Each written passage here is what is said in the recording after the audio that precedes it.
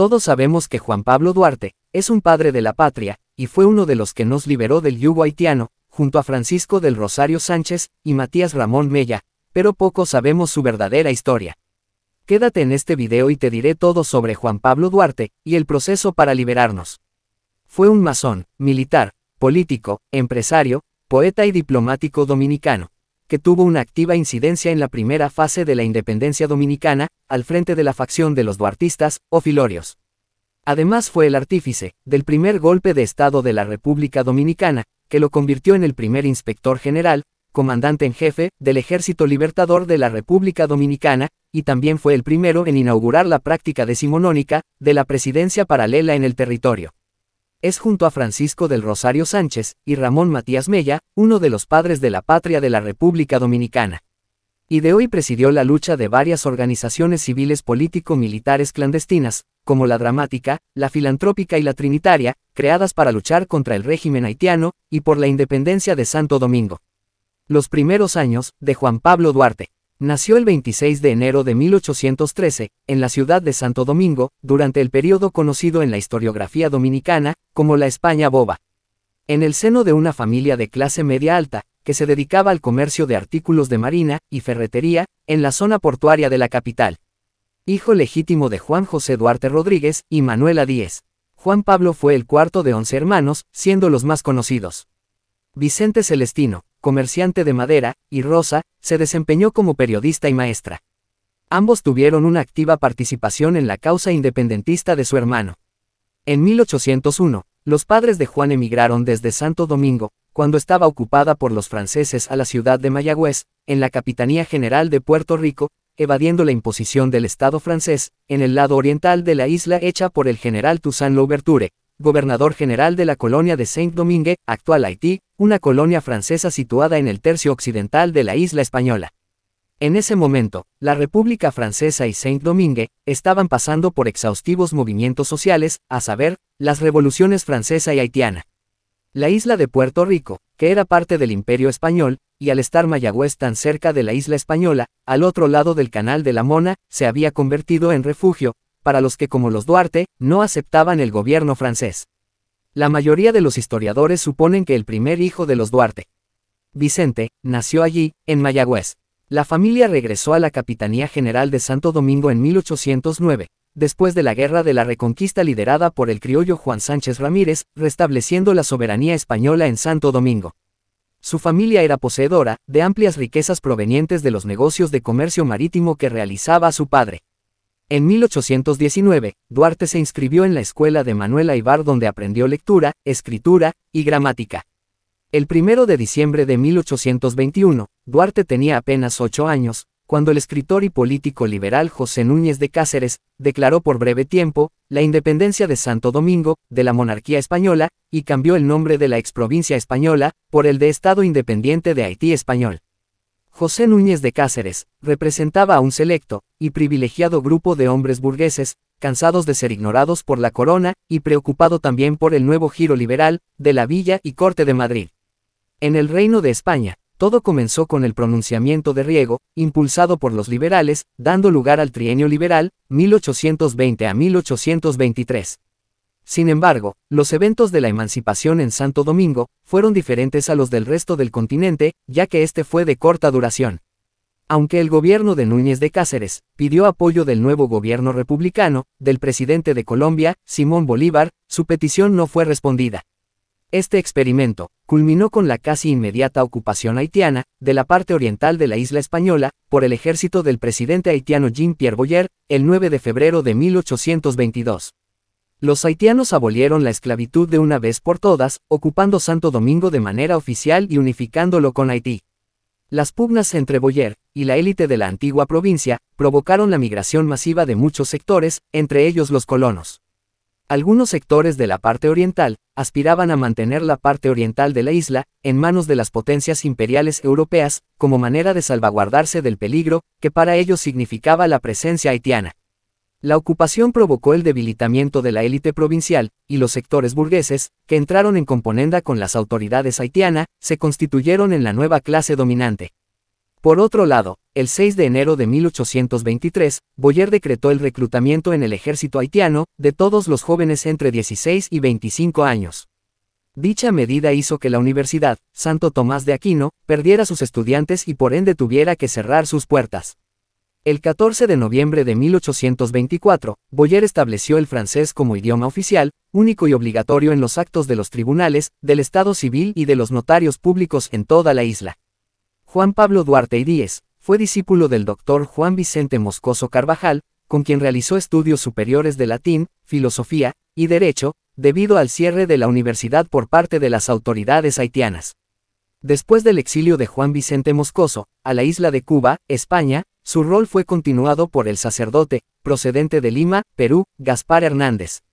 En 1828, Juan Pablo Duarte, acompañado del comerciante catalán, Pablo Pujol, viajaría a Europa por cuestiones académicas, pero antes tuvo que ir a los Estados Unidos de América. Antes de zarpar rumbo a Norteamérica, su anhelo de independizar a Santo Domingo comenzó cuando el capitán del barco español que lo llevaría le dijo que si no le daba vergüenza decir que era haitiano. A lo que el joven respondió: yo soy dominicano. Sin embargo, el español le contestó despectivamente: tú no tienes nombre, porque ni tú, ni tus padres merecen tenerlo, porque cobardes y serviles inclinan la cabeza bajo el yugo de sus esclavos. El adolescente al oír la respuesta sintió lo siguiente: la vergüenza, la desesperación, que me causó tal confesión, de que merecíamos ser tratados tan sin ninguna consideración, me impidió pronunciar una palabra, pero juré en mi corazón no pensar ni ocuparse de proporcionarse los medios, sino de probarle al mundo entero, que no tan solo teníamos un nombre propio, dominicanos, sino que nosotros éramos dignos de llevarlo. A partir de esa experiencia, empezó a estudiar, empezando por perfeccionarse en el estudio de los idiomas. Atravesaría por las ciudades de Nueva York, Estados Unidos, Londres, Reino Unido, El Havre, Bayona, París, Reino de Francia, y Barcelona, España, finalizando su periplo en esta última ciudad. Durante su estancia en Europa, se producirá la Revolución de Julio de 1830, que provocará la abdicación del rey de Francia, Carlos X, y el advenimiento de Luis Felipe I de Orleans al trono francés. Al finalizar su viaje, regresaría al país en 1832, luego de haber pasado por Puerto Rico y la isla de Santo Tomás. Manuel María Valverde le preguntaría sobre qué era lo que más le había llamado la atención en sus viajes, y le había gustado, y el adolescente respondió: los fueros y libertades de Barcelona, fueros y libertades que nosotros un día daremos a nuestra patria. En 1834, Juan Pablo Duarte se unió a la Guardia Nacional Haitiana como cabo. El 16 de julio de 1838, el cabo Duarte fundó una sociedad secreta, a la cual llamó la Trinitaria, que tuvo como fin socavar la ocupación haitiana.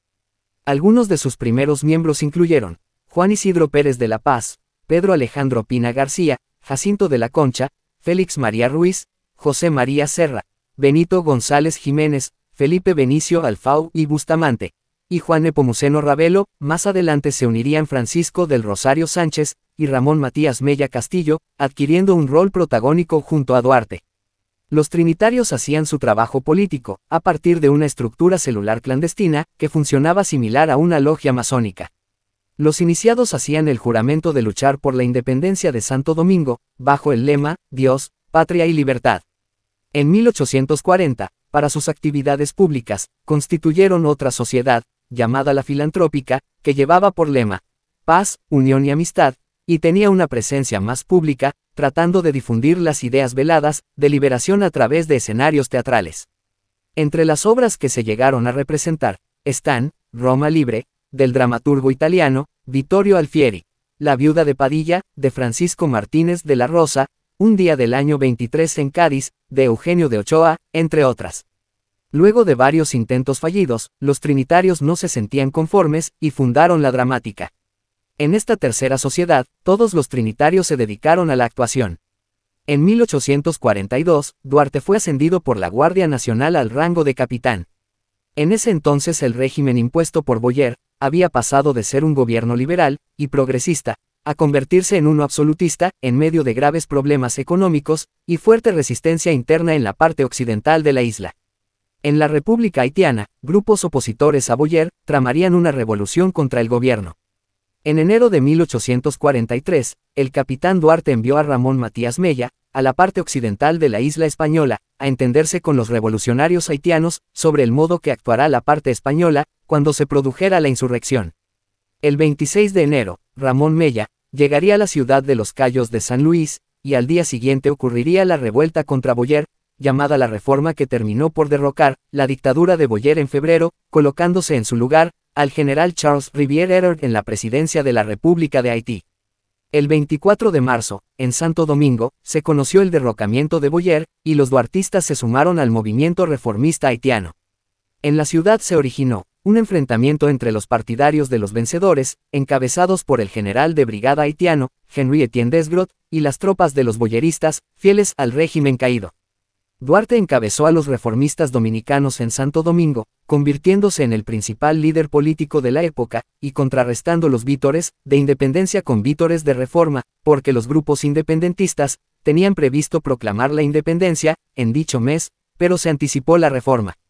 En abril, por orden del general Desgrot, nuevo comandante de Santo Domingo, se constituyó la Junta Popular de Santo Domingo, presidida por el haitiano Alcius Pontieu e integrada por Duarte, Mella, Pedro Alejandro Pina, Manuel José Jiménez González, y el haitiano Jean-Baptiste Mohan.